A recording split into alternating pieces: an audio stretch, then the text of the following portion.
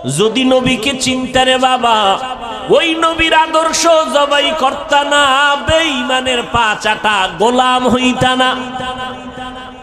কেমন মায়ার নবী আমার, 23 বছরে এমন এক আদর্শ নবী রেখে গেলেন, কিয়ামত পর্যন্ত নতুন কোনো আদর্শের প্রয়োজন হবে না।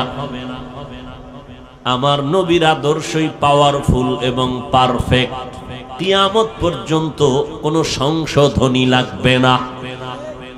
যদি কোনো মুনাফিক আওয়াজ দিয়ে কয় সেই 1500 বছর আগের ইসলামটাকে একটু মডিফাই করা দরকার, সেই মুহাম্মদের 1500 বছর আগের পুরানো আদর্শ একটু চেঞ্জ করা দরকার, জুতা হাতে নিয়ে জানায় দাও রে বেঈমান, তোর বিবেকটাকে